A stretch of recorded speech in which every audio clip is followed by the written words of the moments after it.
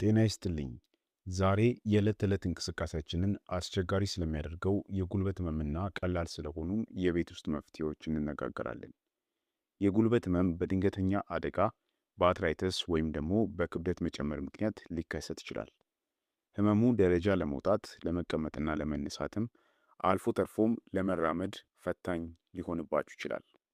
ዛሬ በዚህ ቪዲዮ ውስጥም የጉልበት ህመምን በቤት ውስጥ ለማስታገስና መገጣጠሚያዎቻችሁንም ለመጠበቅ የሚረዱ 10 ውጤታማ መፍትሄዎችን በዝርዝር እናያለን። እኔ ዶክተር አማኑኤል ነኝ። እስከ ቪዲዮ ፍጻሜ አብራችሁን ቆዩ። ከዛ በፊት ግን የምሰራቸው አስተማሪ የጤና ቪዲዮዎች ላይክ ያንሳችኋልና ይህንንም ቪዲዮ ስትጀምሩት ላይክ በማድረግ ጀምሩት። መልካም ቆይታ ይሆንላችሁ። አንደኛውና የመጀመሪያው መፍትሄ ለጉልበት ህመም ክብደትን መቀነስ ነው። ይህ መፍትሄ ለጉልበት ህመም ከምንም በላይ ቅድሚያ የሚሰጠው ነው። ጉልበታችን የሰውነታችንን ሙሉ ክብደት ተሸክሞ የሚንቀሳቀስ መሸከሚያ ነው። በምንራመድበት ጊዜ በጉልበታችን ላይ የሚያርፈው ጫና ከሰውነታችን ክብደት በ3 እና በ4 እጥፍ ይበልጣል። ለምሳሌ 5 ኪሎ ብንጨምር በጉልበታችን ላይ የምንጨምረው ጫና 20 ኪሎ ገደማ ይሆናል ማለት ነው።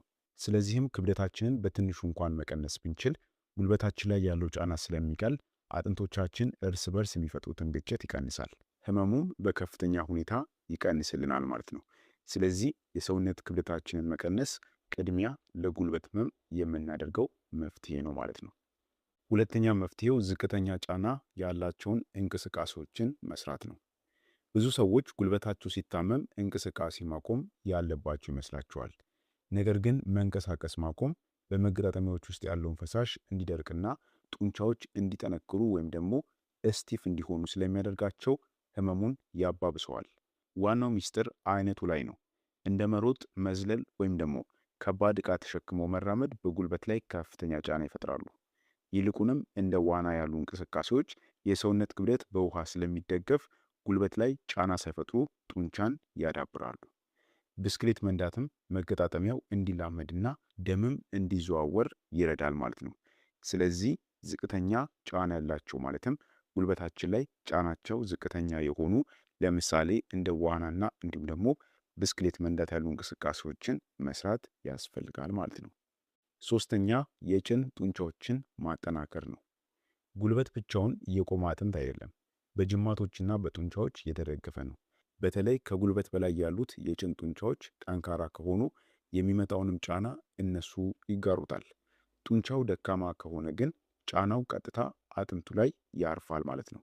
ስለዚህ እግርን ቀጥ አድርጎ ወደ ላይ ማንሳት ወይም ደግሞ ቀለል ያሉ የእግር እንቅስቃሴዎችን በማድረግ እነዚህን ጡንቻዎች ማጠናከር ለጉልበት አጥንት እንደ መከላከያ ያገለግለዋል ማለት ነው።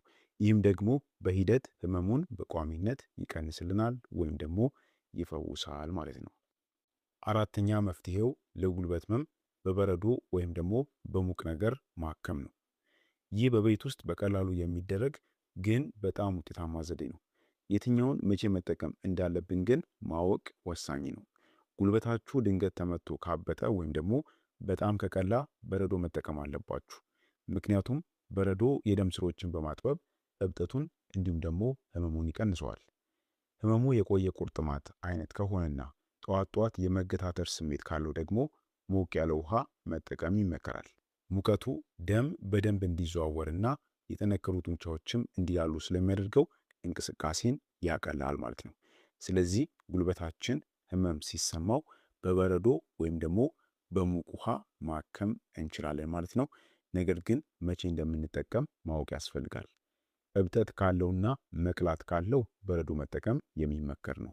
ጠዋት ጠዋት ደግሞ ጉልበታችሁ የመገታተር አይነት ስሜት የሚፈጥርባችሁ ከሆነ ደግሞ ሙቅ ውሃን በመጠቀም ጉልበታችሁን ማከም ይቻላል ማለት ነው።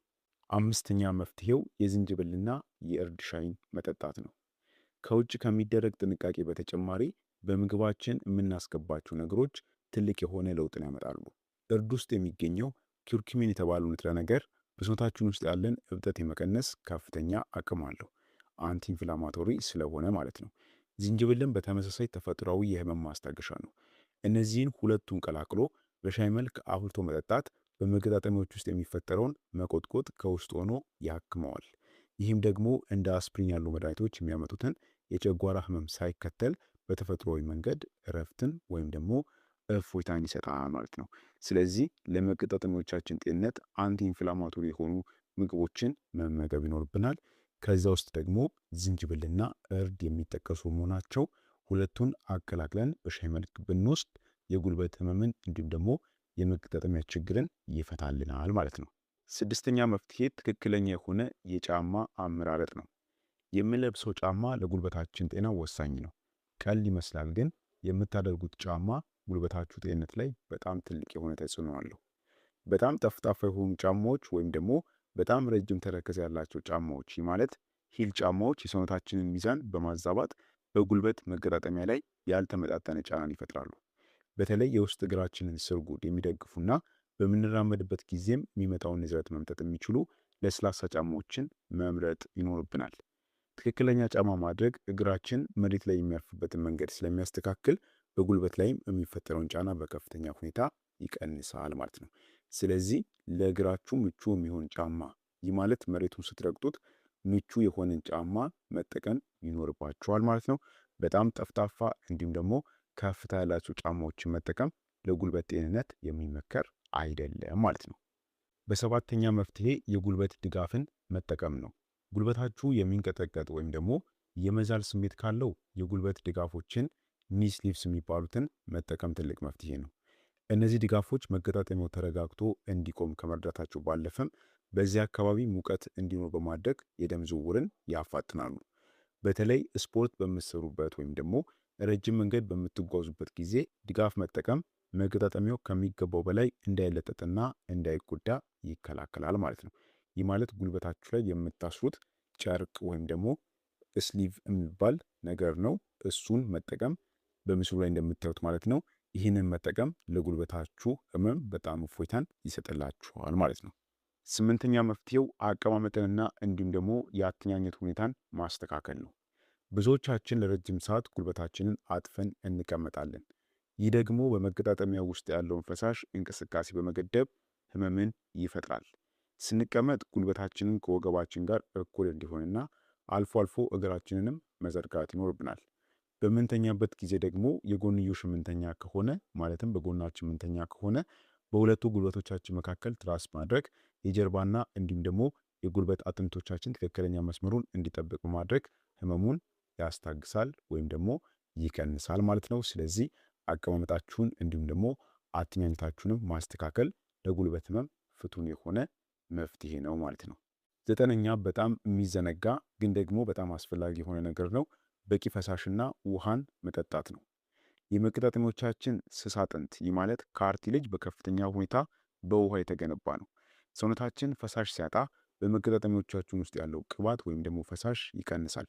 ሳይኖቪያል ፍሉድ የምንለው ማለት ነው። ታዲያ ይህም አጥንቶች እርስ በርስ እንዲፋጩና ህመም እንዲፈጠር ያደርጋል ማለት ነው። በቂ ውሃ መጠጣት መገጣጠሚያዎቻችን በቂ ቅባትና እንዲሁም ደግሞ ለስላሴ እንዲኖራቸው በማድረግ እንደ ማለስለሻ ወይም ደግሞ ሉብሪካንት ያገለግላል ማለት ነው። ስለዚህ ውሃ ጠጡ የሚባለው በጣም ለብዙ ምክንያት ነው። ከዚህ ምክንያቶች ውስጥ አንዱ ደግሞ ለመገጣጠሚያዎቻችን ጤንነት ነው ማለት ነው። ስለዚህ ጉልበታችን አንዱና ዋነኛው መገጣጠሚያችን እንደሆነ ሁሉ ውሃ መጠጣት የጉልበታችንን ጤንነት በከፍተኛ ሁኔታ ይጨምረዋል ማለት ነው። ስለዚህ ውሃ መጠጣት ያስፈልጋል። በአስረኛና በስተመጨረሻ የምነግራችሁ መፍትሄ በቂ ረፍት ማድረግና እንዲሁም ደግሞ ዳርዳሩን ማሸት ነው። ማሸት ሲባል ግር ሊላችሁ ይችላል፣ ምክንያቱም ጉልበት ስለማይታሽ ማለት ነው።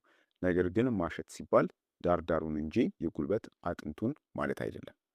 ጉልበት ሲታመም ለጥቂት ቀናት ረፍት መስጠት ሰውነታችን ራሱን እንዲጠግን እድል ይሰጠዋል። ከረፍቱ ጎን ለጎን ደግሞ በጉልበታችሁ ዙሪያ ያሉትን ጡንቻዎች ቀስ በቀስ ማሸት የደም ዝውውርን ይጨምራል።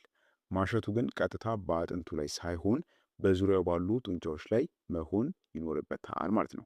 እሱንም በቀስታ መሆን አለበት። ታዲያ ለዚህ እንደ ወይራ ዘይት ያሉ ጤናማ ቅባቶችን በመጠቀም ማሸት ጡንቻዎቹ እንዲላሉና ህመሙም እንዲቀንስ ይረዳል ማለት ነው። ስለዚህ ይህም ለጉልበታችሁ ህመም አንዱ መፍትሄ ተደርጎ ይወሰዳል ማለት ነው። ስለዚህ እንግዲህ እነዚህ የተመለከትናቸው 10 መፍትሄዎች በከፍተኛ ሁኔታ የጉልበት ህመምን የሚቀንሱ በቤታችን ማድረግ የምንችላቸው መፍትሄዎች ናቸው ማለት ነው።